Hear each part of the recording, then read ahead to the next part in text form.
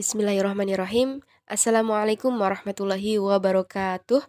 Kami dari kelompok magnetik material akan menyampaikan hasil review jurnal kami yang berjudul bahan magnetik yang fotokurabel dengan sifat fungsional yang disesuaikan. Nah, sebelumnya perkenalkan anggota kelompok kami terlebih dahulu. Yang pertama, Muhammad Imam Fauzi. Dua, Ayu Permata Aristaria. Tiga, Dewi Chandrawulan. Dan empat, Zahwa Husna. Oke, selanjutnya latar belakang dan tinjauan pustaka. Pada perkembangan penggunaan Internet of Things dan Industri 4.0 yang identik dengan perkembangan ekonomi dan teknologi, dapat kita ketahui bahwa kebutuhan material magnetik meningkat dari setiap tahunnya. Pemanfaatan material multifungsi dirancang untuk memenuhi segala fungsi yang dibutuhkan dalam setiap pengaplikasiannya. Manufaktur aditif sekarang ini lebih banyak digunakan dalam industri daripada metode fabrikasi tradisional. Hal ini dikarenakan kemampuan dari manufaktur aditif dapat menyesuaikan material, mudah didesain, pengurangan limbah, dan fabrikasi cepat dalam pembuatan prototip. Menyikapi hal ini, maka permasalahan yang diangkat yaitu fabrikasi manufacturing aditif jadi pusat perhatian di era industri 4.0, di mana bahan magnetik merupakan yang paling umum dibutuhkan untuk berbagai macam aplikasi. Fabrikasi dan implementasinya melalui teknologi manufaktur aditif juga semakin mendapat perhatian.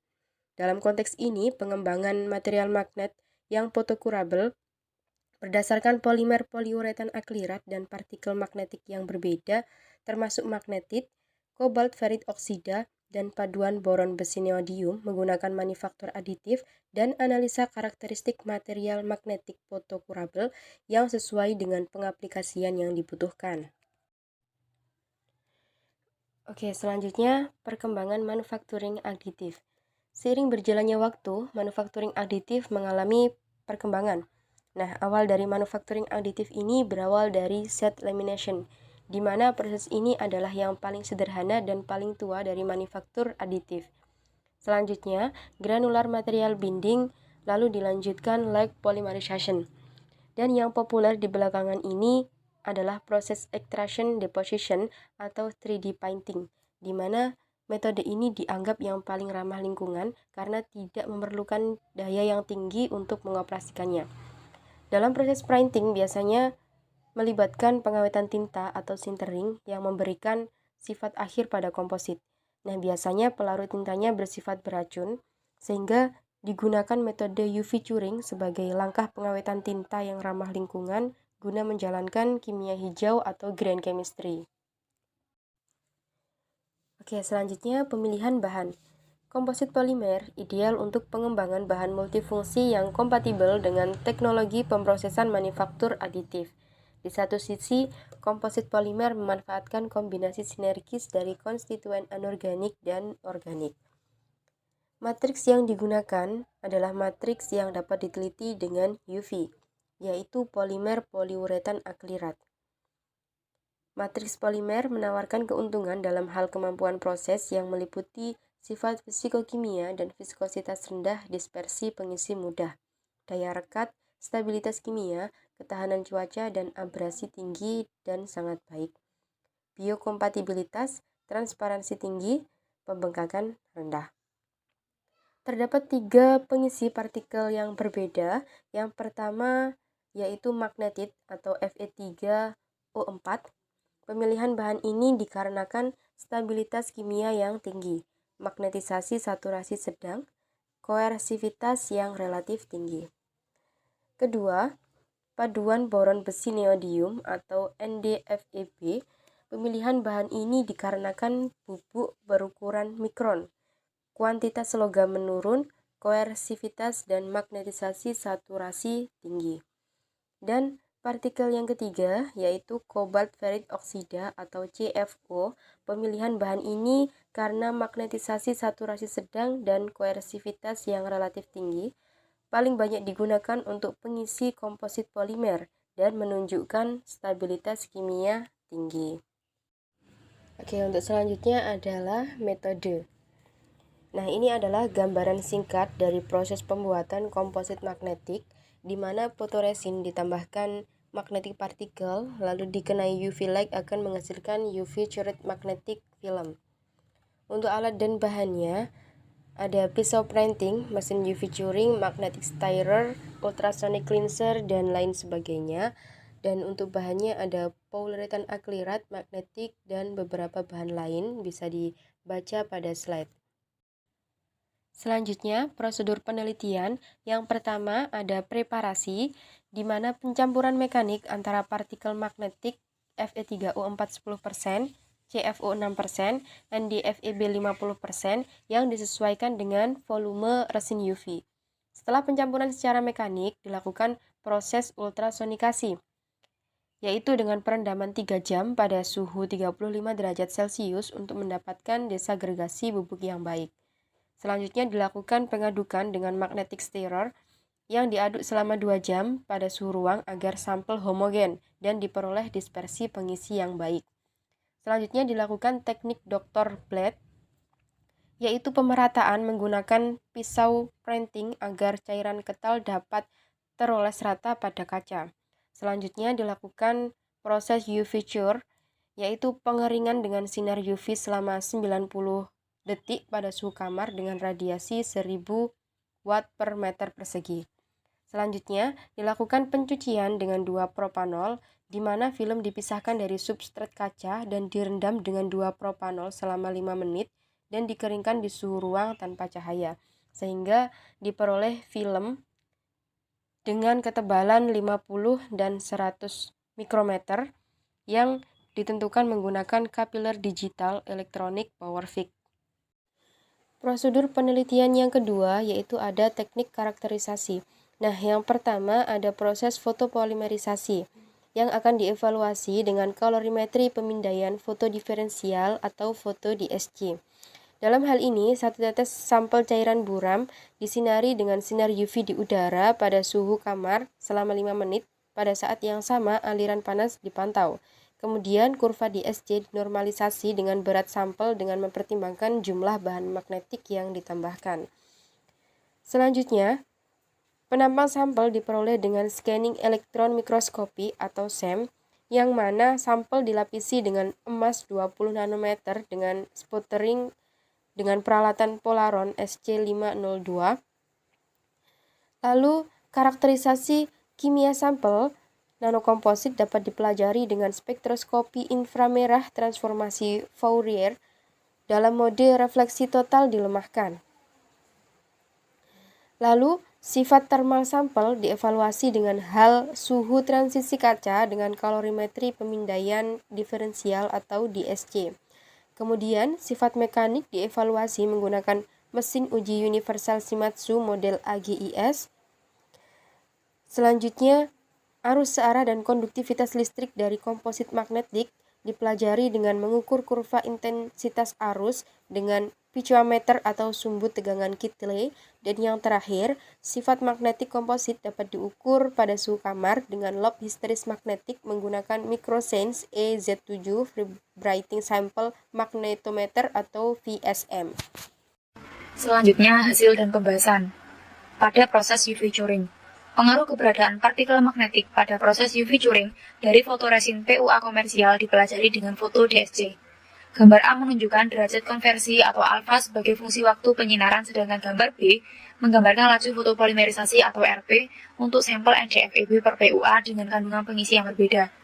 Begitu juga untuk hasil dari sampel Fe3O4 per PUA dan CFO per PUA disajikan pada gambar C dan D menunjukkan evolusi konversi fotopolimerisasi dan tingkat polimerisasi masing-masing untuk semua komposit magnetik.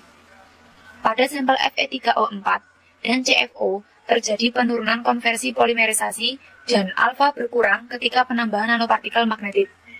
Sampel Fe3O4 per PUA dengan kandungan magnetit tertinggi menunjukkan konversi fotopolimerisasi terendah untuk sampel dengan berat 6,3%. Sedangkan dalam kasus CFO diperoleh perilaku yang serupa, tetapi di sini penurunan konversi total terendah ketika nanopartikel magnetik ditambahkan dari sampel dengan berat 1,2% menjadi 8,2%. Sehubungan dengan sampel NdFeB per PUA pada gambar A dan C berbeda dengan partikel berbasis oksida besi. Alfa kurang terpengaruh ketika partikel magnetik NdFeB ditambahkan. Di sini tidak ada penurunan yang jelas pada nilai alfa yang diamati sampai kandungan berat 23,1%. Kemudian, setelah 4 menit dalam curing, menunjukkan sampel dengan berat 55,8%. Selanjutnya pada gambar B dan D. Rpmax menurun dan Tmax naik ketika terjadi penambahan pengisi magnetik. Kemudian, terjadi penurunan laju reaksi yang tinggi ketika sedikit pengisi yang ditambahkan. Fe3O4 sama dengan Rpmax dari 0,4 S pangkat min 1 hanya dengan kandungan pengisi berat 1,3% hingga 0,1 S pangkat min 1 untuk sampel berat 6,3% tercapai. Masing-masing diperoleh Tmax 15,2 S dan 18,0 S. CFO per PUA Rpmax bervariasi dari 3,2 S pangkat min 1 untuk sampel berat 0% menjadi 1,1 S pangkat min 1 untuk sampel berat 1,2% hingga 0,5 S pangkat min 1 untuk berat 4,2 berat persen. Di sini Tmax meningkat dari 7,6 ss untuk sampel PUA murni menjadi 9,8 S dalam berat 1,2% dan akhirnya 13,5 S untuk sampel dengan kandungan CFO tertinggi. Pada sampel NdFeB per PUA, penambahan partikel magnetik sedikit mempengaruhi proses curing, yang tercermin dari perubahan Tmax yang tidak signifikan ketika NdFeB ditambahkan.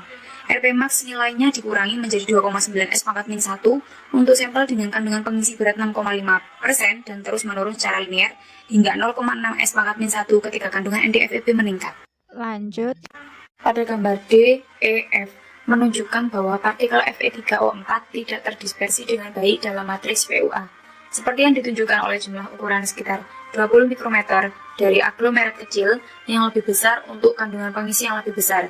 Menariknya, inklusi Fe3O4 menyebabkan tidak ada variasi besar dalam struktur mikro PUA. Tidak diamati setiap retakan, pori-pori, atau pola yang terlihat. Sampel dicirikan oleh struktur mikro yang halus dan rata.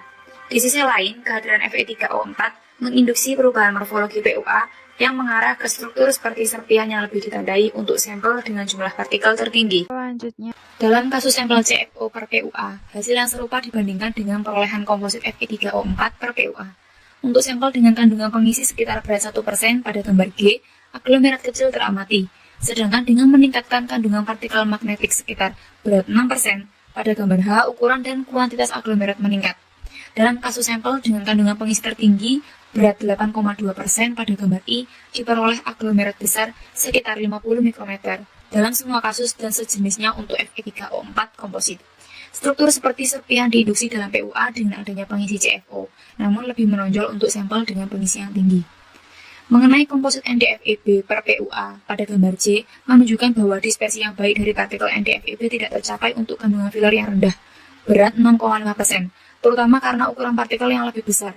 Untuk sampel dengan kandungan partikel magnetik tertinggi, meskipun diperoleh aglomerasi partikel mikro NdFeB, dispersi aglomerasinya baik dapat dicapai seperti yang ditunjukkan pada gambar K dan I. Untuk masing-masing sampel dengan kandungan pengisi berat 43,3% dan berat 55,8%. Dalam sampel ini, seperti pada partikel berbasis oksida besi, morfologi seperti serpihan muncul dan lebih terlihat untuk sampel dengan kandungan NdFeB yang tinggi. Dalam semua kasus, keterbasahan yang sesuai dari pengisi oleh polimer yang diamati bukan rongga di sekitar pengisi atau gumpalan pengisi. Kemungkinan interaksi fisiko-kimia antara polimer PUA dan partikel magnetik yang berbeda dievaluasi dengan spektroskopi inframerah transformasi Fourier atau FTIR. Gambar A menunjukkan spektrum FTIR PUA dan sampel representatif dari komposit yang disiapkan dalam kisaran 4000 hingga 400 cm pangkat min 1. Untuk lebih detailnya dapat dilihat pada gambar sebelahnya yang berwarna hijau yang berisikan keterangan mengenai hasil karakterisasi kimia sampel menggunakan spektrum FTIR. lanjut. Pada Fe3O4 per PUA, kandungan pengisi tertinggi dengan berat 4,0% dan 6,3% bisa sekalian dilihat pada makalah tabel 4.2, ada sedikit penurunan Tg yang dapat dianggap berasal dari reduksi konversi ikatan rangkap dan efek plastisitas. Hal ini juga berlaku pada CFO per PUA. Pada NdFeB per PUA, ketika ditambah pengisi sedikit meningkat jika dibandingkan dengan PUA. Ukuran partikel mikrometrik ke tingkat aglomerasi yang lebih besar menyebabkan rantai polimer menggumpal dan meningkatkan Tg seperti yang di diagram SEM. Di sisi lain, efek ini tidak tergantung pada kandungan pengisi seperti yang diamati pada NdFeB per polimer terkait komposit. Oleh karena itu, tidak ada perubahan signifikan yang terlihat dalam karakteristik termal yang dievaluasi secara independen dari jenis atau kandungan pengisi. Lanjut. Gambar ini untuk mengetahui sifat mekanik film, di mana kita dapat mengetahui pengaruh partikel magnetik hemosulus again atau E, dan regangan deformasi maksimum. Pada gambar A, semua sampel memiliki karakteristik mekanisme yang mirip. Ini karena strain dan strain-nya itu meningkat semua dan tidak beda jauh. Kemudian pada gambar B, ini dikarenakan aglomerasi menyebabkan penurunan. Penambahan Fe3O4 nanopartikel memiliki efek penguatan karena modulus komponen anorganik yang tinggi menyebabkan modulus meningkat. Namun karena dispersi kurang baik menyebabkan penurunan pada E dan deformasi maksimum, seperti aglomerisasi menyebabkan adhesi atau penurunan gaya antar molekul karena gangguan pengikatan hidrogen poliuretan. Pada tabel, E kira-kira tetap konstan sampai kandungan pengisi berat 4,0% sekitar 7,5 MPa dan dengan peningkatan kandungan Fe3O4 nanopartikel. Modulus scan dari material menurun ke 1,54 kurang lebih 0,39 MPa untuk sampel dengan kandungan Fe3O4 tertinggi. Regangan maksimum tetap konstan di sekitar 40% hingga berat 4,0%. Beban pengisi dan kemudian sangat berkurang menjadi 23,2 kurang lebih 2,6% untuk sampel berat 6,3%. Pada gambar C dapat dilihat itu terjadi peningkatan saat penambahan partikel CFO. Nah, hal ini karena efek penguatan mekanis nanopartikel anorganik menjadi matriks polimer. Sedangkan terjadi penurunan dikarenakan adanya agregat pada berat 7,3 dan 8,2%. Kemudian pada gambar D, di sini terlihat ada 3 titik mengalami sedikit penurunan dikarenakan adanya aglomerat. Lanjut. Berdasarkan gambar tersebut, dapat disimpulkan bahwa konduktivitas listrik DC dari sampel meningkat seiring meningkatnya kandungan pengisi. Kemudian pada penambahan Fe3O4 dengan berat 6,3% terjadi kenaikan 2 kali lipat dari sebelumnya. Peningkatan konduktivitas listrik dari komposit Fe3O4 per PUA dapat dikaitkan dengan muatan dari antarmuka partikel polimer serta kontribusi konduktivitas ionik dari matriks polimer yang tingkat penyembuhannya berbeda, tergantung pada kandungan pengisi. Sama halnya dengan CFO per PUA. Dan pada saat penambahan 55,8% pada sampel NdFeB per PUA meningkat drastis karena adanya konduktivitas intrinsik partikel NdFeB. Pada NdFeB dispersi partikel bagus dan karena berada di bawah ambang perkolasi, maka PUA dapat dijadikan enkapsulasi dan mikropartikel NdFeB mengarah ke perilaku isolator. Selanjutnya, pada gambar A, B, dan C menunjukkan logisteresis pada suhu kamar untuk konsentrasi partikel yang berbeda dari masing-masing film komposit dengan Fe3O4, CFO, dan NdFeB. Sejalan dengan itu, gambar D menggambarkan perubahan hubungan parameter magnetik, yaitu magnetisasi saturasi dan remanensi sebagai fungsi dari isi pengisi. Kemudian, kekerasan magnetik NdFeB lebih besar dari CFO dan Fe3O4 atau terendah.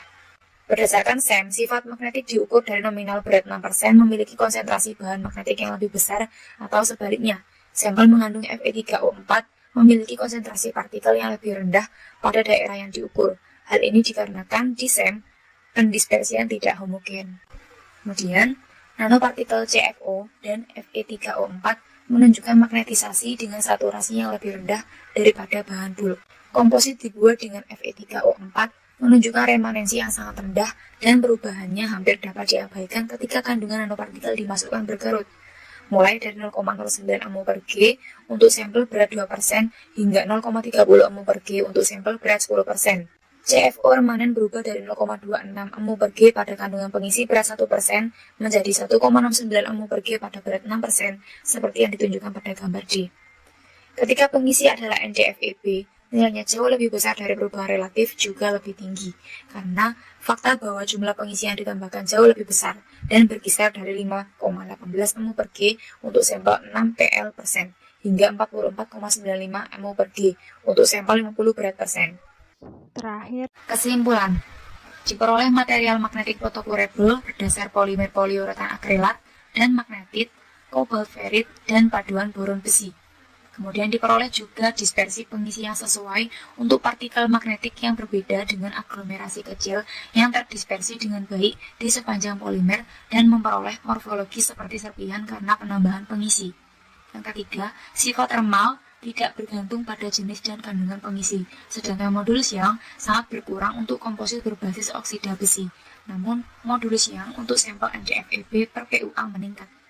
Kemudian DC konduktivitas listrik hampir tidak tergantung pada jenis dan konten pengisi dengan maksimum 1,0 kali 10 pangkat min 9 S per M untuk sampel Fe3O4 per PUA dengan berat konten pengisi 6,3%. Sifat magnetik menunjukkan bahwa partikel tidak mengalami degradasi atau proses oksidasi saat dimasukkan ke dalam matriks PUA.